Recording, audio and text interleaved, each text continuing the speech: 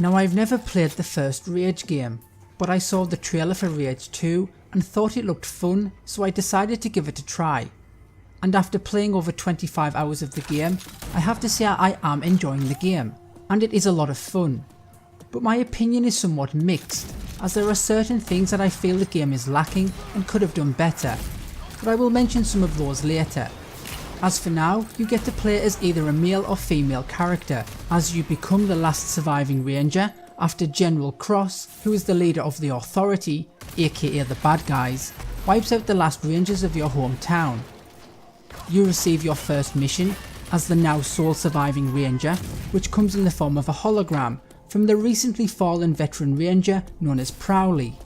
You are told to seek out 3 different resistance leaders who are part of a group called Project Dagger, who were set up to put an end to the Authority. And that's basically the setup for the game. Each leader gives you missions to embark on, which appear on your map, and the corresponding colours of those missions, indicated as blue, yellow and pink markers, are tied to one of those leaders. Completing them raises your trust level, which is basically your reputation with each leader, which in turn unlocks more of the story missions, to which in fact there are not that many. You also unlock certain perks known as projects, which each leader specialises in, and these perks can be learned and equipped by your character. These include things like being able to carry more ammo, or using less materials when crafting an item, or to providing you with a tracking radar to help you locate storage containers, data pads and arcs. Storage containers contain 2 types of in-game currency, in the form of cash, which is used to buy in-game items from traders such as ammo, health packs, upgrade components and quests, while the other currency is an ore-like substance known as feltrite, which is used to upgrade your weapons and skills. Data pads when collected provide information, and normally open up extra missions on your map, whilst arcs provide upgrade components for your skills and weapons, as well as special abilities that you can learn and also upgrade. I highly recommend picking up the data pads and storage tracking abilities as soon as you can, as these are obtainable early on and are tied to the blue marker missions, and are listed under the project tab under the search and recover abilities section. These will come in very useful and save you a lot of time. There's also a ton of side quests and bounties to do that can be picked up via the bulletin board or by talking to the various NPCs with a chat icon next to them in the major cities. Other quests and places of interest will also appear on your map as you travel around, and will be indicated by a question mark on your map as an undiscovered area. You will find that your map starts to fill up relatively quickly, with lots of places to go and content to do. All of the additional side quests are what you will spend most of your time doing, and are what help prolong the length of the game, but these can and do start to feel a tad repetitive after a while. It would have been nice to have more story based missions, but it is what it is. Speaking of the map, it is kind of flat and basic with no real detail to it, but for me that's okay, as it's functional and does its job well by showing you what you have and have not yet completed. You can use the map to fast travel to any of the cities, which helps speed up your movement around the world as you travel from place to place. You can also place waypoint markers on the map to indicate the destination you wish to travel to in your vehicle. This then puts a big pink arrow marker on the road, so you always know where you're going. Speaking of your vehicle, I do have an issue with the driving aspect of the game. It very much has the feeling of the Mad Max game, which I really enjoyed. But when driving around in your car, and you will be doing this quite often, going from mission to mission, it does feel a tad heavy and cumbersome, like there's just something not quite right with it. Simply turning a tight corner without using your handbrake or boost can see you just cruising right past your turn, or at times just venturing off the end of a cliff.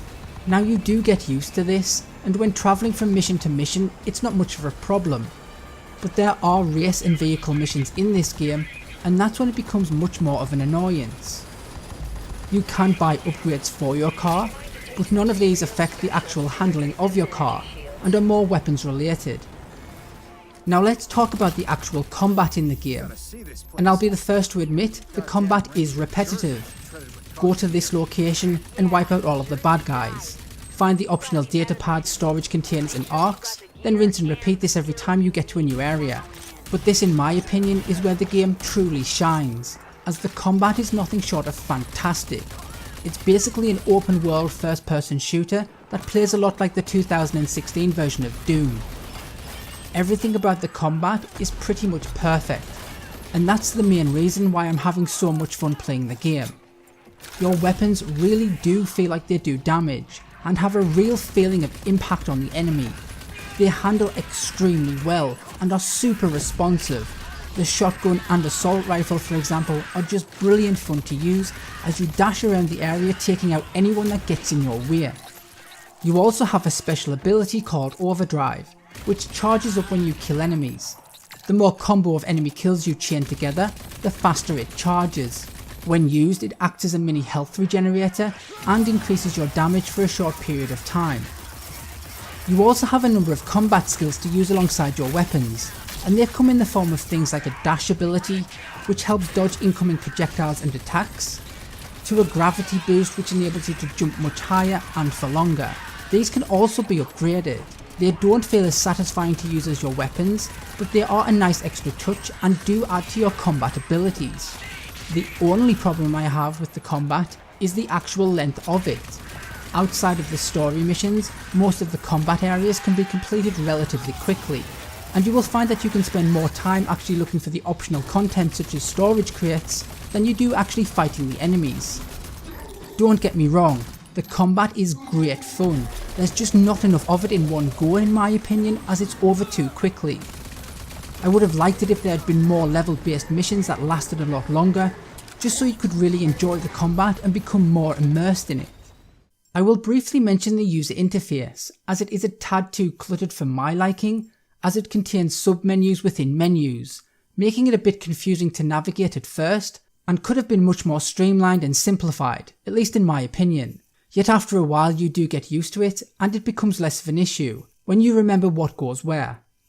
There are also microtransactions in the game, so I do think I should mention this. However, they are cosmetic only, meaning they only change the colour of your weapon skins, and they affect the gameplay in no way, shape or form. And to be honest, you don't even realise that they are in the game unless you actually click onto the store option, so they literally don't even need to be there. So I guess this quick review may sound a bit negative, but it's really not, as it's a good game. But that's all it is. It's not great and it's not terrible, it's just good, and there's nothing wrong with that. I do just feel it could have been so much more. So would I recommend this to you?